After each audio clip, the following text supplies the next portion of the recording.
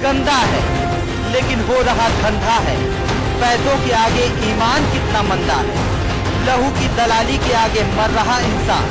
ना भर रहा खजाना, ना हो रहा पुण्य का, लाल लहू का काला धंधा। नमस्कार, बिग बुलेटिन में आपका स्वागत है। मैं हूं अनामिका पांडे। खून के काले कारोबारी खून का रंग काला करने में लगे हैं। जरूरतमंदों की जगह पैसे के दलाल जिंदगी का सौदा कर रहे हैं। खून का काला कारोबार धड़ल्ले से चल रहा है, लेकिन सरकारी खजाने में रकम एक नहीं पहुंच रही है।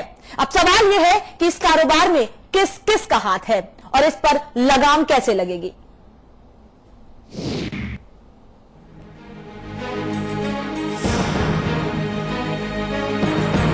लहू रिश्तों की कहानी लिखता है। लहू मरते को जिंदगी दे सकता है, लेकिन सूबे में लहू का काला कारोबार मजबूरों के साथ सरकारी खजाने को धोखा दे रहा है। एक ऐसा खेल जिसे बेईमानों की जमात धड़ल्ले से अंजाम दे रही है। डॉक्टर साहब को जब चेकअप कराया, डॉक्टर साहब ने उसका ऑपरेशन के लिए एडवाइस किया था और उसको बताया 2 यूनिट की ब्लड की आवश्यकता है।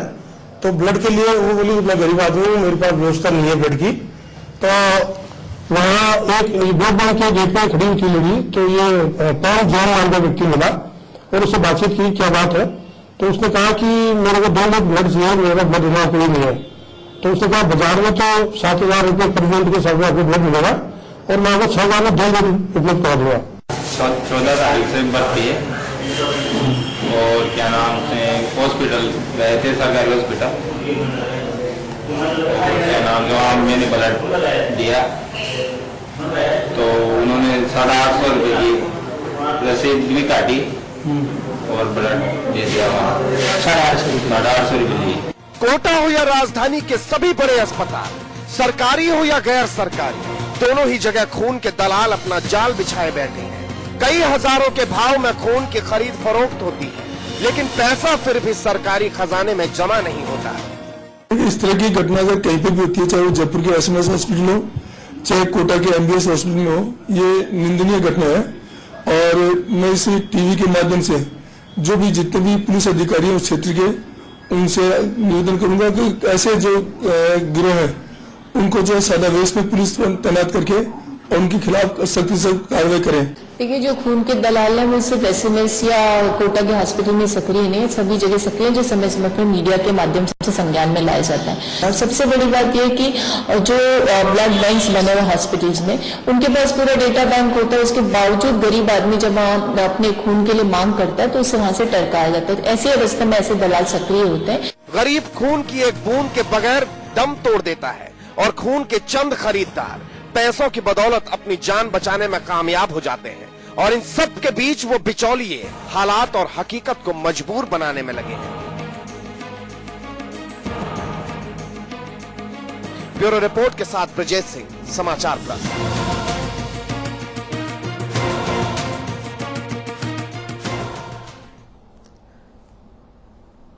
और लोगों की जान से लगातार खिलवाड़ किया जा रहा है। यह कोई पहला मामला नहीं है। राजस्थान के बड़े से बड़े और छोटे से छोटे अस्पताल में खून के काले कारोबार का धंधा हम पहले भी उजागर कर चुके हैं। हम ये मुद्दा इसके पहले भी कई बार उठा चुके हैं। सरकार आश्वासन भी देती है, लेकिन वो आश्वासन हर बार खोखला साबित होता है। और आज इस पर बातचीत करने के लिए हमारे साथ बीजेपी नेता जुड़े हैं सूरज सोनी, लोकेश शर्मा कांग्रेस नेता जुड़े हैं, दीपा माथुर सामाजिक कार्यकर्ता और हमारे मैनेजिंग एडिटर अमिताभ अग्निहोत्री जी हमारे साथ जुड़े हैं। आप सभी लोगों का बहुत बहुत स्वागत है।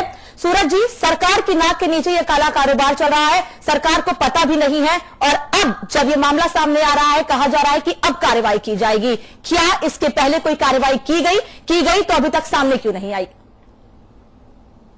जी, जिस प्रकार से वातावरण में घुल करके ये जो खून के दलाल है, ये SMS हॉस्पिटल रहा हो, चाहे प्राइवेट हॉस्पिटल रहा हो, चाहे कोटा का हो, चाहे जोधपुर का हो, ये इनका पूरा रैकेट चलता है। लेकिन जब भी कोई शिकायत पहुंचती है तो उस पर तत्काल कार्रवाई होती है।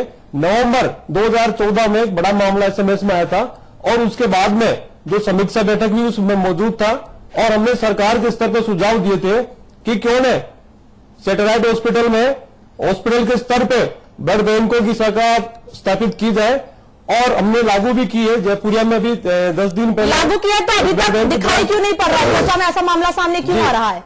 जयपुरिया हॉस्पिटल जयपुर में प्रतिस्थापित किए, जयकिलूर में मेरी बात का जवाब दे दीजिए। जी अनामिका, अगर लागू किया गया है आपकी इस बात को, तो ये बात सामने क्यों नहीं आ रही है? कोटा में मामला सामने आया है, अभी 3 से 4 दिन पहले हमने एसएमएस अस्पताल में भी ऐसा ही मामला दिखाया था। इसके अलावा कोटा, उदयपुर, तमाम जगह से ऐसी बातें सामने आ रही हैं। आप कह रहे हैं लागू करने के लिए कदम उठाए गए हैं। ये व्यवस्था एक दिन की व्यवस्था नहीं है और आज की नहीं है व्यवस्था, ये वर्षों से ये पूरा मैंने कहा है कि जहर घुल चुका है। और इसको सुधारने के लिए जितने सुधार हो सकते हैं, वो केवल सरकार ही नहीं, सरकार के अलावा सामाजिक संगठन है, प्रतिपक्ष है, आम आदमी है, डॉक्टर है, प्रशासक है, सबकी विल पावर और उससे बढ़कर के लोगों की खुद की जो अपील है वो काम करेगी। और लोगों की अपील काम करेगी, आप कुछ नहीं करेंगे। ठीक है सूरज जी, वापस लौटेंगे आपके पास। लोकेश जी, हर सरकार में यह बात सामने आती है, चाहे बीजेपी चाहे कांग्रेस, लेकिन कोई कुछ नहीं कर पाता है, क्यों? देखिए, आपने बहुत सही बात कही कि ये जो सारा मामला है, ऐसे मामलों में सरकार को बेहद संवेदनशील होने की आवश्यकता है। और संवेदनशीलता के साथ साथ जहां भी इस तरीके के अपराध होते हुए पाए जाते हैं, अगर उन पर शिकंजा नहीं कसा जाता है और आरोपी को कोई दंड नहीं मिलता, तो मुझे लगता है उसकी हिम्मत बढ़ती जाती है। अभी सूरज जी ने कहा कि नवंबर 2014 में ऐसा मामला आया और उसके बाद हमने समीक्षा की और यहां पर यह कार्रवाई की, यहां पर हमने ये प्रणाली शुरू की। तो 2014 नवंबर से लेकर मार्च 2015 आ गया, अभी तक ऐसी मॉनिटरिंग की कोई व्यवस्था तमाम अस्पतालों में नहीं की गई है जिससे खून की जो खरीद फरोख्त है उसको रोका जा सके। आज खून के अभाव में व्यक्ति अपना दम तोड़ देता है और जरूरतमंद को खून नहीं मिल पाता, और दलाल इन अस्पतालों में सक्रिय रहकर उस प्रशासन के साथ मिलकर, चाहे वो अस्पताल का प्रशासन हो या हो सकता है पुलिस और जो दूसरे वहां के अधिकारी लोग हैं, क्योंकि ऐसे तमाम रैकेट में किसी एक व्यक्ति का इन्वॉल्व होने से पूरा का पूरा रैकेट नहीं चलता है। मुझे लगता है कि इसमें सरकार को बेहद संवेदनशीलता के साथ कठोर कदम उठाने चाहिए ताकि ऐसी जो घटनाएं हैं वो दोबारा बड़े स्तर पर हर लेवल पर मिली भगत ऐसे मामलों में सामने आती है। दीपा माथुर जी, क्या लगता है कहां पर लापरवाही है, सरकार को क्या करना चाहिए? जी, मैं तो एक सामाजिक कार्यकर्ता हूँ और एक आम आदमी की तरह अपना जो विचारधारा है वो आपके सामने प्रस्तुत करूंगी। 1990 सीए हमारे को मालूम होना चाहिए, आज हम पब्लिक फोरम पे है कि 1996 की एक सुप्रीम कोर्ट की रूलिंग आई थी जो कहती थी कि ब्लड बेचना एक आपराधिक घटना है और उसके लिए सजा है। लेकिन उसके बाद से हम बराबर देख रहे हैं कि ब्लड बिक रहा है, लोग बेच रहे हैं और ये एक रैकेट है जो अपनी समाज में जड़ें जमाता जा रहा है। सरकारें बदल रही हैं लेकिन इसका कोई अंजाम नहीं हो रहा। हर महीने 2 महीने बीतते एक घटना हमारे सामने आ जाती है जो कि हमें शर्मसार करती है, क्योंकि खून एक बहुत बड़ा महादान है और एक ये जीवन रक्षक है। बिल्कुल, और लोग इस महादान के जरिए रुपए कमाने की कोशिश करते हैं, लेकिन जो ब्लड बैंक का काला कारोबार कर रहे हैं वो रुपए कमाने की कोशिश करते हैं। अमिताभ जी, सूरज जी कह रहे हैं कि लोगों को अपील करनी चाहिए, क्या आप सहमत हैं इससे? नहीं, देखिए ये जी हाँ, मैं ये बिल्कुल इस बात से सहमत हूँ कि कोई भी अगर रैकेट चलता है वो उसमें सरकार, उसमें जो ब्लड देने वाला है, जो बेचने वाला है, जो खरीदने वाला है, सब इसमें। दीपा जी, वापस लौटेंगे आपके पास। अमिताभ जी, देखिए, लोगों को तो अपील हर काम में करना ही चाहिए। लोग से ही समाज है, समाज से ही प्रदेश है, प्रदेश से ही सरकार है, सरकार से प्रदेश से देश है, देश से दुनिया है, दुनिया से ब्रह्मांड है। ये तो है, इसमें तो कोई क्या कहना, हर बात में लागू हो जाता है नियम, इसमें कोई बहस की गुंजाइश नहीं होती। लेकिन कुछ मूल बातें समझनी पड़ेंगी जो लोग सरकार में हैं उनको। जब आप सरकार में होते हो सोनी जी, तो टोपी उछालने का अधिकार आप खो देते हो जिस दिन शपथ लेते हो। जब तक विपक्ष में होते हो आपके हाथ में 100 टोपियां होती, चाहे जिसके सर पर फेंको, ठीक है। इधर रजिस्टर पर दस्तखत किए जाते हैं ना, शपथ लेते हैं उसके बाद किए जाते हैं ना, तभी से माना जाता है कि आपने कार्यभार संभाल लिया। इधर रजिस्टर पर दस्तखत किए, उधर सारी टोपी आपके हाथ से गायब। फिर आप किसी को टोपी नहीं पहना सकते ना। फिर तो चौकीदार से लेके और चीफ सेक्रेटरी तक सारी जिम्मेदारी आपकी, सिपाही से लेके डीजीपी तक के कारनामों की जिम्मेदारी आपकी, कंपाउंडर से लेके चोर दलाल से लेके डीजी हेल्थ तक की सारी जिम्मेदारी आपकी। समझ गए ना आप? इतने से जिन को पार्टियों को डर लगता हो जिम्मेदारी उठाने से, उनको तत्काल स्वेच्छा से बीआरएस ले लेना चाहिए राजनीति से। अभी भी देर नहीं हुई। अगर भय हो तो तत्काल बीआरएस ले लो, राजनीति छोड़ दो। दुनिया में तमाम काम है करने के लिए, खेती बाड़ी करो, बच्चों को पढ़ाओ, स्कूल में नौकरी करो, तमाम काम है। मैं समझ नहीं पाता, अनपढ़ आदमी को भी ये समझ है कि भाई आदमी का एक्सीडेंट होगा, बीमारी होगी, ऑपरेशन होगा तो खून चाहिए। ठीक बात, इसमें तो कभी रॉकेट साइंस की जरूरत नहीं। सूरज सोनी जी, नहीं ना,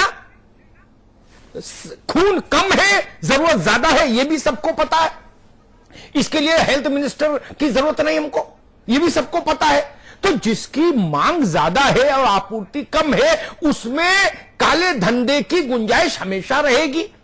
तो सरकारी अस्पताल सतत निगरानी में क्यों नहीं रखे जाते हैं? मेरा सवाल इतना सा है। दुनिया की कहानी से मेरी कोई रुचि नहीं कि वहां मीटिंग ली थी, यहां बैठे थे, वहां पावर पॉइंट प्रेजेंटेशन दिया था, ये मॉडल देखा था, वो मॉडल देखा था, यूरोप से लोग आए थे, हम लोग यूरोप गए थे, बाहर देख के इन बातों में कुछ नहीं रखा। मूल बात है सरकारी अस्पतालों के blood bank in continuation monitoring पर, सर्विलांस पर क्यों नहीं रखे जाते हैं? क्या ज्यादा खर्चा आएगा आज के टेक्नोलॉजी के युग में? नहीं। मैं 200 उदाहरण दे दूं, ये शो के बाद फोन करिएगा, मैं बता दूंगा कैसे सर्विलांस पर रह सकते हैं, कैसे स्क्रीनिंग पर रह सकते हैं, और कैसे ऐसी व्यवस्था हो सकती है। सूरज सोनी, अब तो टेक्निक बहुत एडवांस हो गई, पता नहीं आप लोग किस युग में हो। डीजी हेल्थ और हेल्थ मिनिस्टर राजस्थान अपने केबिन में बैठकर अपने लैपटॉप पर देख सकते हैं किस अस्पताल के ब्लड बैंक में कितना खून है इस वक्त। ऐसी व्यवस्था हो जाएगी, ऐसी व्यवस्था हो जाएगी बिना किसी अतिरिक्त कई हजार करोड़ के इन्वेस्टमेंट के। विधानसभा में प्रस्ताव भी नहीं लाना पड़ेगा इसके लिए, एग्जीक्यूटिव ऑर्डर से व्यवस्थाएं हो जाएंगी। लेकिन आप करना ही नहीं चाहते, आपकी प्रायोरिटी नहीं। समस्या तो वही है। और ये मैं बात अपने तजुर्बे से कहता हूं। दीपा माथुर है, ये सामाजिक क्षेत्र में काम कर रही हैं, लोकेश जी हैं राजनीतिक क्षेत्र में काम कर रहे हैं, आप राजनीतिक क्षेत्र में काम कर रहे हैं, लेकिन हम भी, पत्रकारिता भी एक तरह का सामाजिक क्षेत्र है जिसमें मैं लंबे समय से काम कर रहा हूं। तो मैं अपने तजुर्बे से एक बात कहता हूं, वो राजस्थान में भी लागू और हिमाचल में भी लागू। स्थायी तौर पर चलने वाला कोई भी काला धंधा, फिर सुनिए मेरी बात, स्थायी तौर पर चलने वाला कोई भी लूट खसोट का काला धंधा बिना सत्ता के, सरकार के, प्रशासन के संरक्षण के चल नहीं सकता। यह मेरा तजुर्बा कहता है। कहीं अगर इस पर बहस करने की इच्छा हो कि गलत बोल रहा हूं तो मैं 200 उदाहरण दे दूंगा। 200 बिजली का बिल, आपका पानी का बिल ग्रह कर अलग, हाउस टैक्स ज्यादा आ जाए अलग बात है, लेकिन आप राजस्थान में कहीं एक बोरी सीमेंट, एक बोरी बालू और 4 ईंट अपने घर के बाहर गिरा के देखो, 2 घंटे के भीतर आदमी आ जाएगा। भाई सरकार की तरफ से, विभाग की तरफ से, हाँ भाई कौन है, नक्शा लाओ, इधर आओ, साइड में आओ, साहब बात करेंगे। ये चेतना है ना शासन में, प्रशासन में इसकी। इसलिए ये मैं कैसे मान लूं कि इतना बड़ा गोरख धंधा चल रहा है और तंत्र की जानकारी में नहीं हो? ऐसा नहीं संभव ना। और आप भी उन अस्पतालों में जाते हो सोनी साहब, हम भी जाते हैं तीमारदारी के लिए, दीपा भी जाती है, लोकेश जी भी जाते हैं। दलाल तो ऐसे घूमते हैं जैसे वो एमएस हो अस्पताल के। हमने देखा नहीं, क्या देखा है? बेड नहीं मिले बेड दिलवा दें, डेट नहीं मिले डेट दिलवा दें, खून नहीं मिले खून दे दें, किडनी गुर्दा नहीं मिले वो व्यवस्था करा दे। सब वो तो कवन सुकाज कठिन जगमाही, जो नहीं हो तात तुम पाई। ये सिस्टम नहीं देख रहे क्या हम लोग? मसला यहां भाजपा कांग्रेस का नहीं, मसला यहां यह है गरीब आदमी, अमीर आदमी के लिए तो ये सब चीजें बेईमानी है, वो तो अपनी व्यवस्था करने में सक्षम है। लेकिन मेरे गांव का ननकू बीमार हो जाए तो उसके लिए खून का इंतजाम फिर कौन करेगा? अगर सरकारी व्यवस्था के तहत मिलने वाला खून दलाल ले जाएंगे। मेरी पीड़ा सिर्फ इतनी सी है। सोनी जी बीमार होंगे, लोकेश जी बीमार होंगे, 10 लोग उपलब्ध हो जाएंगे, रक्तदान देने वाले भी आ जाएंगे, लेकिन मेरे गांव के ननकू के लिए कोई नहीं आएगा। मित्र, वो खून कहां से लाएगा? यह मुख्य सवाल है सोनी जी, जिस पर सोचना होगा आपको। सूरज जी क्या कहना चाहेंगे? जी मैं तो एक बात कहना चाहूंगा कि अगर सरकार सक्रिय नहीं होती और सरकारों के सर्विलांस पे हॉस्पिटल नहीं होते तो ये मामले पकड़ में नहीं आते। और ये एक दिन की, अब लोकेश जी बड़ी बड़ी बातें कर रहे हैं, और इस चर्चा को जो गैर राजनीतिक है, राजनीतिक पाले में ले जा रहे हैं। मैं ये कहना चाहूंगा कि एक दिन में हुआ क्या है, ये सारा जो दलालों का रैकेट है, ये जो हॉस्पिटलों की मिली भगत है, ये जो अनियमितता है, ये एक दिन में नहीं हुआ है। इसको सुधारने के लिए विल पावर चाहिए और हम ये कर रहे हैं। प्रतिपक्ष को चाहिए कि सरकार का सहयोग करे और केवल 384 और 420 में ये लोग पकड़ में नहीं आए। इनके लिए अलग से कानून की मांग होनी चाहिए, जो ये करते नहीं है। विधानसभा 4 दिन चलती नहीं है, 2 दिन निकल के भाग जाते हैं। ये लोकेश जी, विपक्ष इशू बनाने की जो परंपरा है इसको खत्म करनी पड़ेगी और इसको हर व्यक्ति को समझना पड़ेगा इसके अंदर। और ये जो चर्चा है इसको राजनीति से ऊपर उठा करके और एक सामाजिक दायरे में लाना पड़ेगा, सोचना पड़ेगा हम एक दूसरे को आरोप लगाते रहेंगे और दलाल इसी प्रकार से पनपते रहेंगे। ठीक है, वापस लौट रहे हैं। लोकेश जी, प्रॉपर काम नहीं कर रहे हैं आप विपक्ष के तौर पर, नहीं तो अब तक ये काला कारोबार रुक गया होता। सूरज जी कह रहे हैं। देखिए, मैं इस बात का जवाब देना चाहता हूं। सूरज जी जिस तरीके से कह रहे हैं कि विपक्ष की भूमिका नहीं निभा रहे हैं हम लोग, तो इन्हें जानकारी दूं कि अगर ये कहते हैं कि ये अगर पूरी सरकार और जो हॉस्पिटल से सर्विलांस में नहीं होते तो ये पकड़े नहीं जाते। आज मीडिया के माध्यम से कोई चीज सामने आती है तो ये सीधा आरोप विपक्ष में लगाते हैं। क्या इनकी सरकार का कोई इकबाल नहीं है? आज जब राजेंद्र राठौर चिकित्सा मंत्री एक दिन में किसी चीज का कोई जवाब देने के लिए तैयार नहीं होते, आज लगातार प्रदेश में एक लोग बोलो, एक लोग जी, लोकेश जी बोलिए भैया। देखिए अग्निहोत्री जी, जब ये लोग बोलते हैं हम बड़ी शांति से वो सब लोग पालन करिए मर्यादा का। जी कहिए। और जैसे ही हम बात अपनी कहना शुरू करते हैं ये बिल्कुल बौखला जाते हैं, क्योंकि सरकार को आए आज 16 महीने हो गए हैं और इस पूरे प्रदेश में सरकार का इकबाल कहीं नहीं दिखाई दे रहा। चाहे वो अस्पताल प्रशासन की बात करें या हम लॉ एंड ऑर्डर की बात करें, कहीं कुछ नहीं दिखाई दे रहा। गरीब आदमी तो उतना ही परेशान है, अस्पताल में भी उसी वो हालत है उसकी, और वो पुलिस के पास जाता है तब भी उसकी वही हालत होती है। कोई सुनवाई नहीं है कहीं। इनके यहां तो सिर्फ पूंजीपतियों की सुनवाई है और उसी काम को ये आगे बढ़ा रहे हैं। आज भी इस बात को मानने को तैयार नहीं है कि जो सरकारी अस्पताल है। चाहती हूँ, ये मामला कोई पहला नहीं है। कांग्रेस के शासनकाल से हम देखते आ रहे हैं, तब से लगातार ऐसे मामले सामने आ रहे हैं। बात सही है, शुरुआत कहीं से होनी थी। अगर आप शुरुआत करते शायद आज रोकथाम लग जाती या कुछ कम हो जाता। मैं यही कहना चाह रहा हूं कि आप इस बात को इतने दूर ना ले जाएं कि पिछली गहलोत सरकार में ये रैकेट पनपे और तब से चले हुए आ रहे हैं। हम इसको एक दिन में दूर नहीं कर सकते, लेकिन आप अपनी इच्छा शक्ति तो जाहिर कर सकते हैं। अगर 2014 में आपने कोई मामला पकड़ा तो आज आप देखो कितना लंबा समय हो गया, बावजूद उसके सरकारी अस्पतालों में इस तरह से खरीद फरोख्त हो रही है। अग्निहोत्री जी बिल्कुल ठीक कह रहे थे कि पूरे के पूरे प्रशासन का कहीं ना कहीं इन्वॉल्वमेंट है और पूरे सरकारी तंत्र को जानकारी है इस रैकेट की। उसके बावजूद अगर ये चीजें नहीं रुक रही हैं तो दोषी कौन है? सरकार के कार्यकर्ता और सरकार के लोगों को पता है, जनता का ख्याल सरकार के लोगों को पता है, बावजूद उसके अगर कोई ठोस कदम नहीं उठाना चाहते तो क्या किया जाए इसका? ओके जी, वापस आएंगे आपके पास। दीपा जी, यहाँ पर जनता कहाँ है, आम लोग कहाँ है जिन्होंने इस सरकार को चुना है, इन पॉलिटिकल पार्टीज पे विश्वास करती हैं, वोट देती हैं अपना, उनका ख्याल किसको है यहाँ पर? ये एक बहुत ही गहरा प्रश्न पूछ लिया आपने। आज हम इस फोरम पे बैठ के मुद्दे पे लड़ रहे हैं कि कब कांग्रेस सरकार थी तो उसने क्या किया, आज भाजपा है तो उसने क्या किया।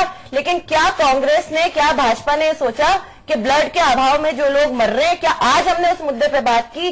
क्या उन लोगों की, गरीबों की बात की? मैं सर से बहुत सहमत हूं कि क्या हम उस ननकू की बात कर पा रहे हैं जिसको ब्लड नहीं मिल रहा है? आज हम बात कर रहे हैं राजनीति की, आज हम बात कर रहे हैं लॉ की, आज हम बात कर रहे हैं दोषारोपण कर रहे हैं। हम क्यों नहीं सेंसिटाइज हो रहे हैं इस मुद्दे पे कि कोई भी सरकार हो, कुछ भी हो, इस पे कानून बनना चाहिए, प्रशासन को इन्वॉल्व होना चाहिए। राजनीति बना दिया हमने तो, जीवन मृत्यु को हमने तो राजनीति बना दिया। प्रशासन तो खुद इन्वॉल्व है गौरव धंधे में, प्रशासन की मिली भगत से सब कुछ हो रहा है और उसी चीज को रोकने की बात की हो रही है। आज उसी को रोकने की बात की जा रही है कि अगर प्रशासन को, पूरे सरकारी तंत्र को जानकारी है तो क्यों नहीं कदम उठा रहे हैं? सर, मेरा मुझे दिया जाए बोलने का। प्रशासन तो आपके समय में भी था, आप बिना प्रशासन के आपकी सरकार नहीं थी, प्रशासन तो आपके समय में भी था। आज जो मुद्दा है, आज के समय की बात की जा रही है मुद्दा तो और उसको रोकने की बजाय आरोप प्रत्यारोप नहीं किए जाने चाहिए। बिल्कुल मैं ये एक मिनट, एक सवाल मेरे जहन में है जी सर। सोनी जी के लिए, सोनी जी जब अशोक गहलोत सरकार में थे तो गली में टेम्पो पलट जाए चौराहे पर तो आप कहते थे सरकार जिम्मेदार, मुख्यमंत्री इस्तीफा दे। कुंडल छिन जाए चौराहे पर, आप कहते थे सरकार जिम्मेदार, डूब मरे, इस्तीफा दे। है कुत्ता गाड़ी के नीचे आ जाए, आप कहते थे सरकार इस्तीफा दे, सरकार जिम्मेदार, संभाल नहीं पा रही कुछ पशुओं को। ऐसे मैं सैकड़ों उदाहरण बता दूं, कहिएगा तो भाषण कोट करके सुना दूंगा, एग्जैक्ट कोट। मेरी स्मरण शक्ति उतनी तेज है, उसमें फिर जवाब फिर बदमजगी हो जाएगी। इसलिए आप भी समझ रहे हो, हम भी समझ रहे हैं मैं क्या कह रहा हूं जी। आपने डीएम एसपी का भी इस्तीफा नहीं मांगा भगवान के आशीर्वाद से ना, मंत्री का नहीं मांगा आपने, तो सीधे कहा मुख्यमंत्री दे इस्तीफा। ये कुत्ता कैसे आ गया मानसरोवर में गाड़ी के नीचे? मुख्यमंत्री कुत्ते भी नहीं संभाल सकता क्या इस प्रदेश में? ठीक है ना। तब ये आप इनसे ये उम्मीद कैसे कर सकते हो कि आप सरकार में आओ तो ये गौतम बुद्ध हो जाए, ये कहे आप तब आपको सब लोग मिलकर काम करो। भाई देखो अकेले थोड़ी ना हम कर पाएंगे। तब आपने ये उदारता क्यों नहीं दिखाई? मैं ये समझना चाह रहा हूं जरा आपसे। सोनी जी, अनामिका जी, अमिताभ जी बिल्कुल ठीक कह रहे हैं। जितने आंदोलन, जन आंदोलन मैंने किए थे बहुत ज्यादा किए थे, लेकिन उसके साथ ही मेरे सुझाव थे, मैं सरकार के पास में सुझाव लेकर गया था और उनसे मैंने रिक्वेस्ट भी की थी कि इस समस्या का ये समाधान है। जब सरकार समाधान नहीं करती है तो आंदोलन करने पड़े और आरोप लगाने पड़ते थे, लेकिन ये मानवीय संवेदना से जुड़ा हुआ ये मुद्दा है। और ये जो इश्यूज है आज इस चर्चा में मेरे पास भी बहुत अच्छे सुझाव है जो आ रहे चाहिए। अधिकारी भी देखते हैं बुलेटिन को, सरकार के लोग भी देखते हैं, आम आदमी भी देखता है, तो वो मुद्दे आने चाहिए थे। लोकेश जी ने इसको केवल चर्चा बना दिया, उसका मैंने विरोध किया था और उसी की मुझे आपत्ति। सोनी जी, आपने कहा कि महिला अपराध के मामले को देखते हुए मुख्यमंत्री डूब के मर जाए। आपने बोला ना ये? जी बोला। थानेदार डूब के नहीं मरे, एसपी नहीं मरे, सीओ नहीं मरे, डीजीपी नहीं मरे, आईजी नहीं मरे, डीआईजी नहीं मरे, प्रिंसिपल सेक्रेटरी होम नहीं मरे, होम मिनिस्टर नहीं मरे। कौन मरे? आपने बोला। तो खून के काले धंधे में चपरासी मरेगा। अब यहां चपरासी की बात करें क्या? ये कैसे मानेंगे? ये नहीं मानेंगे ना फिर आपकी बात। देखिए ऐसा नहीं, आपको इसीलिए कहा जाता है, याद इस बात का स्मरण रखिए कि जब बाजी पलटेगी तो भी मुझे यहीं रहना है। आप लोग इस बात का ख्याल राजनीति में क्यों नहीं रखते हैं? कुर्सी पर होते हैं तो 52 गज के हो जाते हैं, फिर नीचे आते हैं तो गौतम बुद्ध हो जाते हैं, फिर 52 गज के हो जाते हैं। ये क्या शटलिंग कर रहे हैं? आपको पता नहीं था कि अगर हम सत्ता में आ जाएंगे तो यही सवाल ये उठाएंगे? एक एक स्त्री की प्रतिष्ठा और उसकी गरिमा की जिम्मेदारी ये आप पर फिक्स करेंगे और तब आप ये कहने लगते हो आपके प्रवक्ता आके कि अमिताभ जी देखिए ये तो कहां समाज की समस्या है ना। तो मैं पूछता हूं गहलोत के समय में ये समाज की समस्या नहीं थी क्या? ये मेरे उस मंच पर माफ करिए मुझे, ना कांग्रेस के लिए दो नपने रखने दूंगा, ना भाजपा को दो नपने रखने दूंगा। एक ही नपने से सबका की नपाई होगी, ये जान लो। दो नपने नहीं चलेंगे भैया, माफ करिए। जनता नहीं चाहती कि दो नपने चलें। एक नपने से नापा जाए सुखरिया जी से लेके और आज तक का शासन, एक ही नपने से। उसमें हरदेव जोशी, उसमें भैरव सिंह जी, उसमें सब शामिल। अलग अलग नपने क्यों लेके चलूंगा बाजार में? और एक बात आपने कही सोनी साहब कि ये सरकार की, शासन की, प्रशासन की तेजस्विता है कि ऐसे मामले आ रहे। मैं बहुत अदब से कहूंगा, फर्जी पंच हम पकड़ के लाए, आप नहीं। एक जिले में कौन सा अस्पताल था, वहां ऊंट के इंजेक्शन आदमियों को लगा दिए, 30-32 आदमियों को। वो खबर हम लाए, आपको बताई, आपने नहीं हमको बताई। और ये खून वाला जो रैकेट है ये भी हम लाए, आप नहीं लाए। इसलिए वो श्रेय मत लीजिए, कांग्रेस से झीना झपटी करिए, हमसे नहीं। कांग्रेस आपका श्रेय लूटे, आप उसका लूटो, चलेगा। आप दोनों भाई, लेकिन हमारे साथ तो जनता देखती है। पहले हम चैनल पर चलाते हैं, उसके बाद बहस करते हैं। तो हम तो मोहर लगा देते हैं कि कहां से आई खबर। ये हेल्थ डिपार्टमेंट ने नहीं ब्रेक की खबर, उन्होंने थोड़ी ना पकड़ा के छापेमारी करके। इन चीजों को देखना पड़ेगा। ऐसे भाई आपने कहा कि जी अगर सर्विलांस पर नहीं लिया होता तो ऐसा कैसे होता। ये आपकी बात तब अधिकारपूर्ण होती, तब मान्यता पाती, अगर आपके कोई ऐसी टीम बनी होती इन्फोर्समेंट टाइप की, कोई छापेमारी टाइप की, और उसने राज्य के अलग अलग इलाकों में जाके 10, 20, 50 लोग निरुद्ध कर दिए होते, बुक कर दिए होते। कहा होता कि भाई ये लोग रेड हैंडेड पकड़े गए खून की ब्लैक मार्केटिंग करते हुए, राइट? ऐसा तो नहीं हुआ। और खून ब्लैक में इसके लिए कोई बहुत बड़ा स्टिंग करने की भी जरूरत नहीं। जिस आदमी को टीवी पर लोग नहीं देखते हो, किसी को भेज दीजिए, 1 मिनट में पता लग जाएगा खून बिक रहा है कि नहीं बिक रहा है इस अस्पताल में। इसके लिए कोई रॉकेट साइंस पढ़नी है क्या? आप अपने ड्राइवर को भेज दीजिए, वो खून ले आएगा। सोनी साहब, लोकेश शर्मा अपने ड्राइवर को भेज दे, दीपा अपने नौकरानी को भेज दे, वो खून ले आएगी। ये तो खुलेआम हो रहा है राजस्थान के अस्पतालों में। और इससे गलत बात कोई हो सकती है, मुझे पीड़ा होती है। मैं फिर कहता हूं, संपन्न आदमी तो सरकारी अस्पताल में जाता ही नहीं ना मित्र, उसकी काहे की समस्या।